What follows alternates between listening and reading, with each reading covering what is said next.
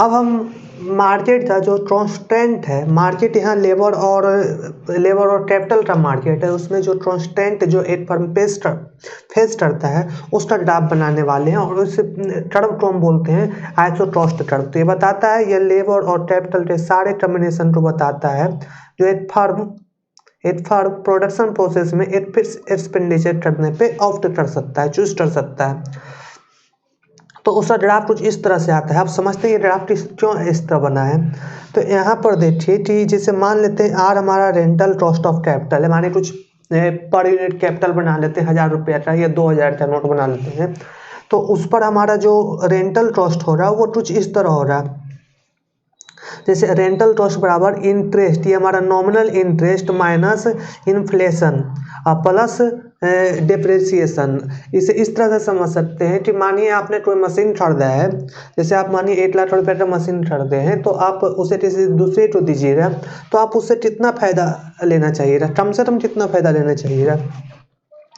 तो नॉर्मल सी बात है कि आप जैसे वो जिस माने 1 साल रखता है तो आप चाहिएगा कि इंटरेस्ट वसूल हो और उसको आप बैंक पर रखते उतना पैसा, अब माइनस इन्फ्लेशन, क्योंकि इन्फ्लेशन उस समय जब हम अभी कैलकुलेट कर रहे हो तो उस समय टाइम पीरियड का गैप नहीं है, तो इन्फ्लेशन का हम सोचेंगे भी नहीं, तो इन्फ्लेशन घटा देंगे और प्लस हम डिप्रिसिएशन, जो 1 साल में जो डिप्रिसिएशन हो रहा उस मशीन का, हम चाहेंगे कि उतना हमको वसूल हो। तो टोटल हम इतना रुपया हम अगर वो मशीन को रेंट पर देते हैं तो हम चाहेंगे कि आर यूनिट ये 8% हमें वसूल हो।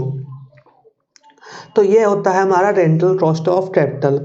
अब हम समझते हैं बेज रेट। तो बेज रेट वही है जैसे हम पर लेबर को हम जितना खर्चा कर रहे हैं पर लेबर पर, वो हमारा बेज रेट हुआ और सी हमारा एक्सपेंडिचर है। तो हम देख सकते हैं जो मैक्सिमम लेबर हम खरीद सकते हैं वो C/W खरीद सकते हैं, क्योंकि पर लेबर जो बेज रेट W है, उसी तरह पर यूनिट कैपिटल का रेट अगर R है तो हम मैक्सिमम कैपिटल जो यूज कर सकते हैं वो C/R यूज कर सकते हैं। तो इस तरह से हमारा देख सकते हैं ये हमारा डाउनवर्ड स्लोपिंग ग्राफ बन रहा है। तो ये हमारा आइसोट्रॉस्ट कर्व है।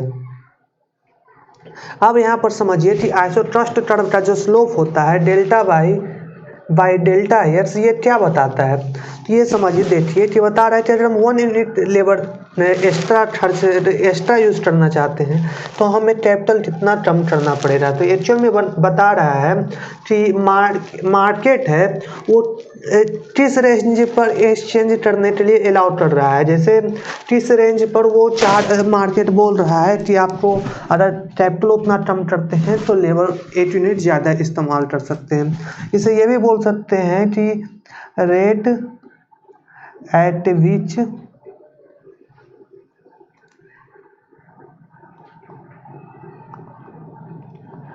you can replace capital for labor, ये मार्केट अलाउ कर रहा है।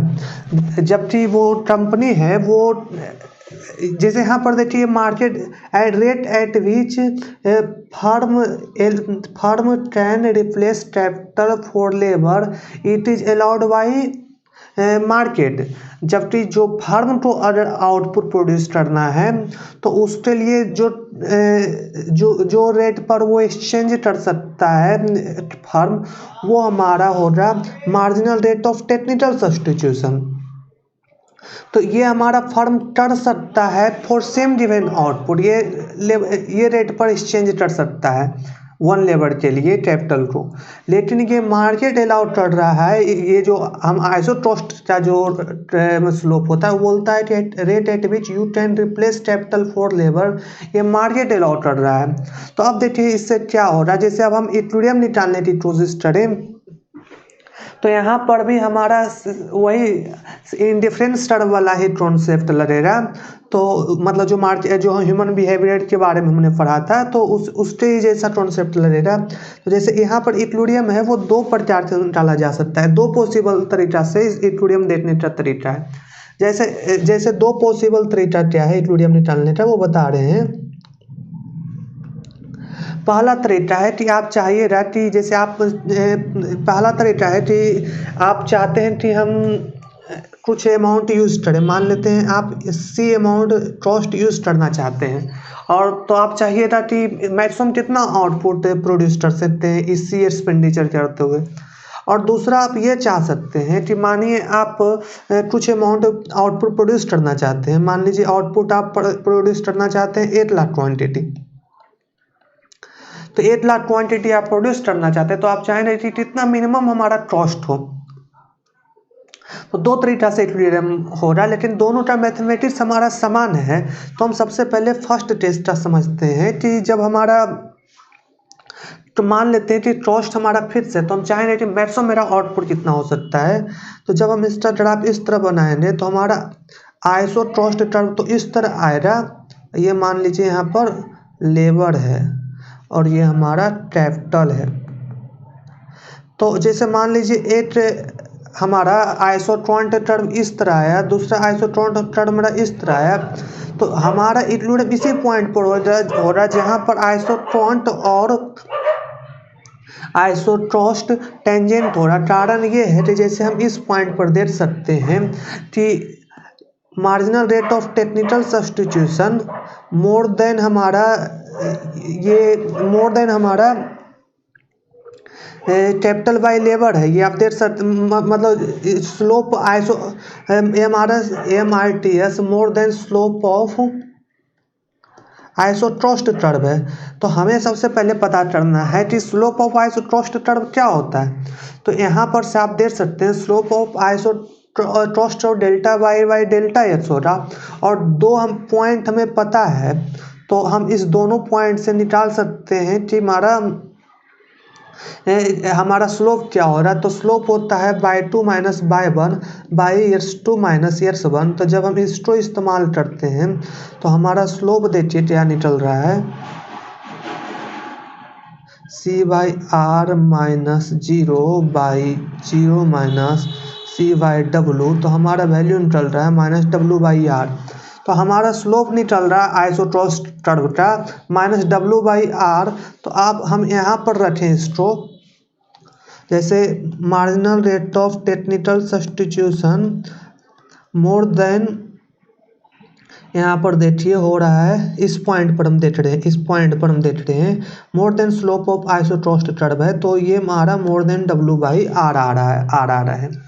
तो अब हम देखिए marginal rate of technical substitution हम उठा रहे हैं, तो ये होता है marginal product of labour by marginal product of capital. यहाँ पर हम भी माइनस हटा दिए, यहाँ पर भी माइनस हटा दिए हैं, सिर्फ मॉड्यूलस में हम चेक कर रहे हैं, मोर देन W/R हो रहा है। तो यहाँ पर से आप देख सकते हैं ई पॉइंट पर हो रहा है कि marginal product by labour by marginal product of capital more than W/R। अब इसी को हम इस तरह भी लिख सकते हैं, marginal product of labour by W more than marginal product of capital by R। तो यहाँ पर देख सकते हैं बेच पर हम 1 यूनिट ज़्यादा खर्चा करते हैं और हम चाहते हैं कि 1 यूनिट कैपिटल पर खर्चा करें। तो जो हमारा मार्जिनल प्रोडक्ट जो मिलेगा, मार्जिनल प्रोडक्ट लेबर पर खर्चा करने पर ज़्यादा मिलेगा। यहाँ पर देख सकते हैं, तो कोई भी कंपनी चाहेगा कि वो लेबर पर अभी खर्चा करना चाहे, तो जब लेबर पर खर्चा करना चाहेगा तो वो कुछ इस तरह इस डायरेक्शन में मुड़ेगा और इक्विलिब्रियम इस पॉइंट पर अचीव होगा। तो यहाँ पर आप देख सकते हैं जब लेबर पर ज़्यादा खर्चा करेगा तो ज़्यादा लेबर रहेगा तो मार्जिनल प्रोडक्ट बाई लेबर घटेगा, और जब हम लेबर पर खर्चा कर रहे हैं तो नॉर्मल सी बात है, हम कैपिटल पर कम खर्चा करेंगे तो इसका मार्जिनल प्रोडक्ट हमारा बढ़ेगा। तो ये घट रहा है, ये बढ़ेगा, तो हमारा एक बार इस पॉइंट पर हमारा इक्विलिब्रियम आ जाएगा। तो हमारा जैसे मान लीजिए ये इक्विलिब्रियम पॉइंट है, तो यहाँ पर होगा marginal product of labour by W बराबर marginal product of capital by R हो जाएगा।